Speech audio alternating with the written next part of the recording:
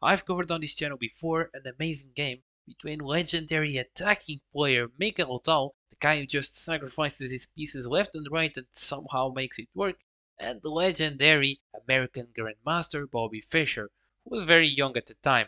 However, this game was played 2 years later, and here Bobby Fischer was already 18 years old, so he was already a force to be reckoned with. And in this game, believe it or not, the tables turned, because Mikhail Tal wasn't the one who sacrificed his queens, so buckle up and let's get into this amazing game. So Bobby Fischer had the white pieces, Mikhail Tal had black. This game was played in 1961, and yeah, Bobby Fischer here started the game with e4, and Mikhail Tal replies with c5. And once again in this channel, I'm covering a game in the Sicilian defense. However, I swear it's not my fault. I've covered tons of games in this opening. However, that's what the top players played. The opening is that good. Anyways, Fischer continues with knight f3. We have knight c6, d4, c takes on d4, knight takes on d4. We have the traditional trades in the center. Here we have e6, knight c3, and queen c7 by Mikhail Tal. And actually this is pretty interesting because Fischer now plays g3, and usually when the players play g3 they just want to think out of their bishop, castle, and go from there. However, Fischer has other plans. He played g3 to develop his bishop to f4 and hit Mikhail's queen. This is pretty interesting. Now here we have knight f6, but first, instead of bishop f4, first Fischer plays knight d to b5 and hits Mikhail Tal's queen. Now the queen kinda has to go to b8 to keep guard on the d6 square that was hit by the knight and the queen, but now bishop f4. And okay, this is still completely fine. Mikhail Tal has a ton of ways to deal with this. For example, e5, you shut down this bishop, bishop g5, and the game goes from there. However, I don't know what happened, but Mikhail Tal maybe was feeling a little bit too creative, and he played 95 and auto-pinned himself. Like, he stepped into a pin here, and this pin is actually very menacing. Because, for example, if Fischer can play queen d4 and go after this knight, it's just game over. However, if queen d4, now just knight f3. So, hey, chill a little bit. Don't get too hyped. It doesn't work yet. And if you play queen d4, you're just losing the game in 10 moves. So, not really a good idea. Instead, Fischer played bishop e2, defended the knight f3, and now queen d4 is a real threat here. So, Mikhail Tal has to address this, and he plays bishop c5, just guarding d4 and developing his bishop, readying, castling, and a very sensible move. However, this allows Fischer to just gain a lot of initiative here and just seize control of the game, basically. What would you play here? Actually, this is very instructive.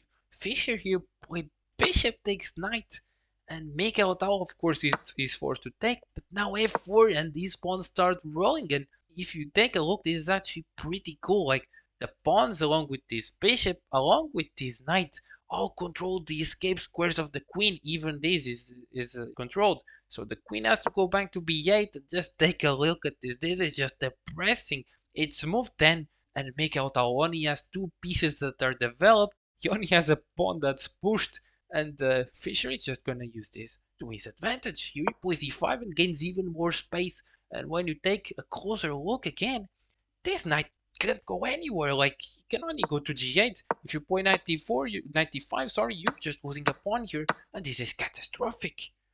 But in the game, wait, not so easy. Okay, you're not playing knight g8. This is just, come on, you're undeveloping your piece. But here Tal plays a6, which, okay, I'm not gonna move my knight, but I'm gonna attack yours. But Fischer accepts this. He plays e takes on f6. Tal obviously retakes the knight, but now f takes on g7 and the rook is it.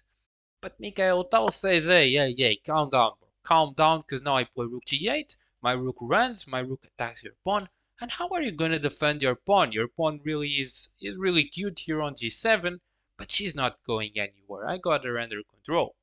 Well, let's see, because now, once again, Fischer finds a really nice idea. If you want, try to find it. It's not an amazing game-winning idea. However, we can take this pawn, Tal would take this pawn, and the game would go from there. But this is way more interesting. He plays knight d4, and yeah, this asks a lot of questions. First off, you're eating this bishop here, and a little bit more subtle, you're also threatening to infiltrate via f6. You'd check the king and you'd hit the rook here, so this would just be game over. For example, bishop a7, just knight f6. Oh, and yeah, all of a sudden your king can't even step to defend the rook because the pawn hits. So yeah, you just lost the rook and the game. Congratulations.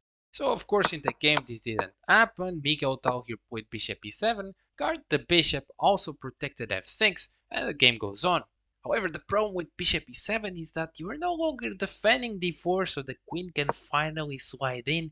And yeah, she's way too active here. And most importantly, the pawn on g7 is finally defended. So all of a sudden, it's not even move 20, and Bobby Fischer has a pawn 1 square away from promotion. This is just amazing.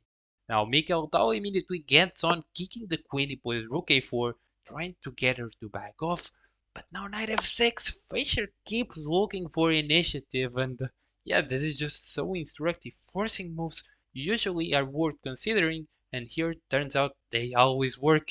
So yeah, first of all, you're checking the king, so obviously Tal has to address this. But if it moves his king, all of a sudden queen b6, and yeah, the queen has to block, king has no moves here. But if you block, just takes, and you take the rook in the corner, and Tal is dead again.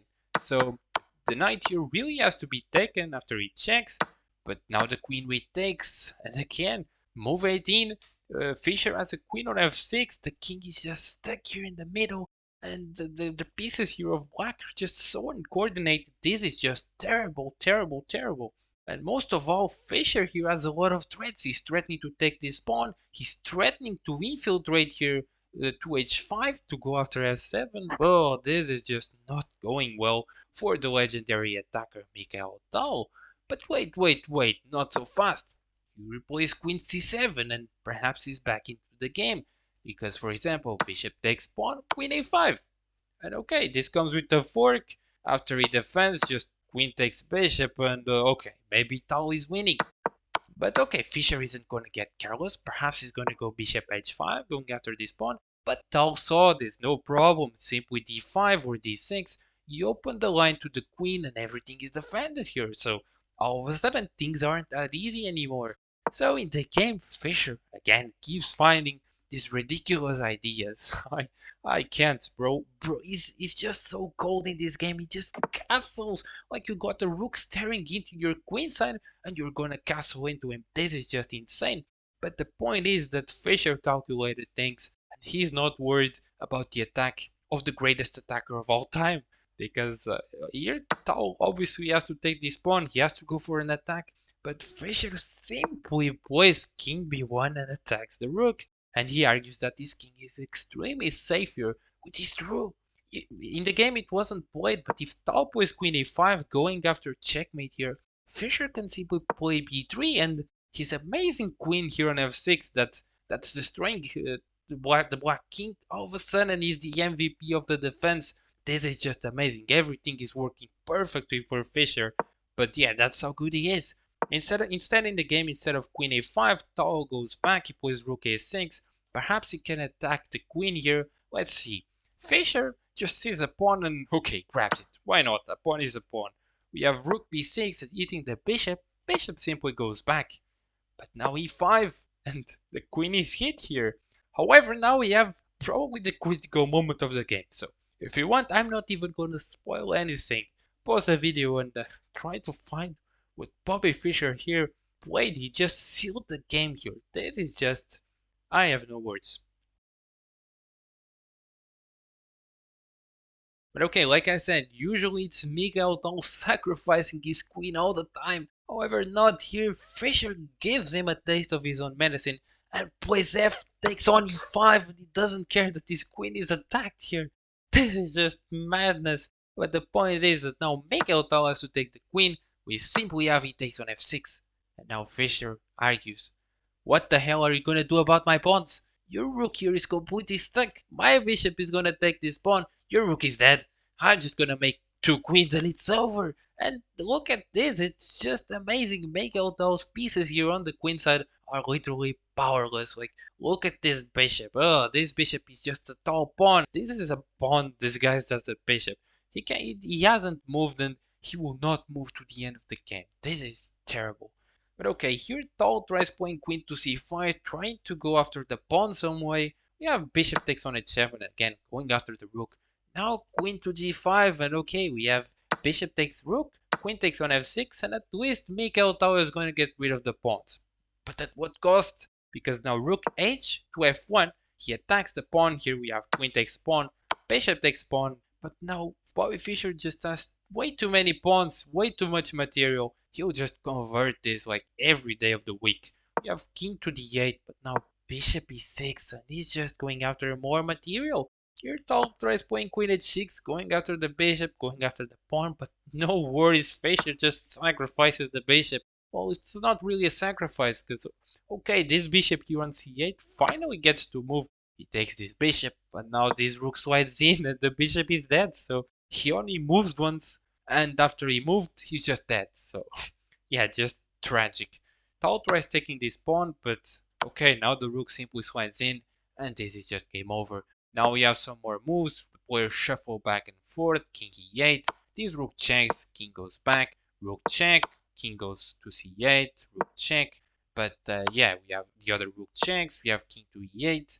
Perhaps the players are just trying to make it to move 40, they'll get more time in move 40, usually that's how it works. But yeah, Fischer here can simply take this pawn here on b7, however he decides to play it safe and just plays rook d1. Again, there's nothing that Mikhail Tal can do here, so why not playing it safe? He can't even take this pawn because, I don't know, just rook takes on b7, wherever you move your queen, like just rook h8 and yeah, you're coming here. Even if you play something defending, rook h8 anyways. Oh my god. Queen has to take, but now the rook gets in this way and you just win the queen, and yeah, 2 pawns and the rook, even a 3-year-old can win this. So yeah, in the game, Fischer, like I said, played rook d1. Tal didn't take this pawn. He tried running away with b pawn. He played b5, but now Fischer simply chases it. We have queen h5. Perhaps Fischer is gonna fall asleep on, take this pawn or whatever, and lose the rook and somehow throw the game away. I don't really buy it, and obviously that doesn't happen. We have d4, giving away a pawn again, because the same idea still applies. So he played queen h3, but now the pawn keeps pushing. We have queen f3 hitting the rook, rook checks, king goes to f8. This pawn here on b5 falls, and yeah, king tries running, but no, just rook b6 and the king is cut off. So after rook b6, we have queen d3 hitting the rook, hitting the pawn, but no worries, just rook d1, and the pawn can't be taken because rook d7, and this is tragedy again for Mikhail Tal. There's nothing he can do. The king is completely cut off, and after, I don't know, king g8, the rook simply gets in, and this is just mate. The game can end in 30 different ways here.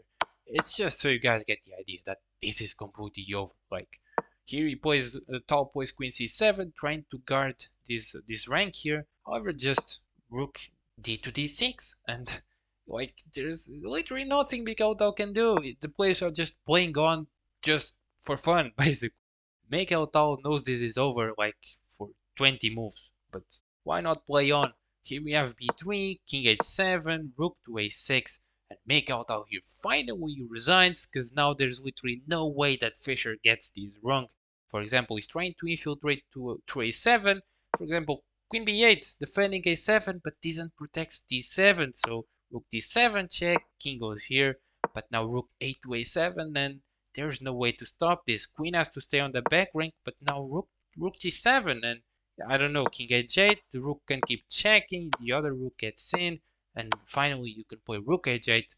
Sure, you lose a rook, but you win a queen, so seems like a pretty fair deal. And again, 3 pawns and a rook against the king, I really doubt one of the greatest players of all time will have difficulties on winning this. So yeah, that's it. After rook a6 back here, yeah, the game ended.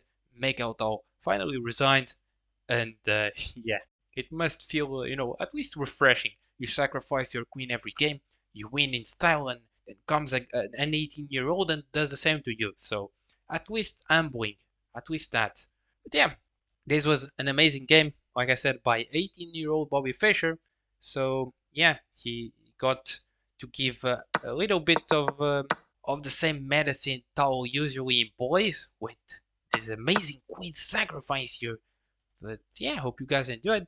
If you did, please consider liking and subscribing. And yeah, catch you in the next one.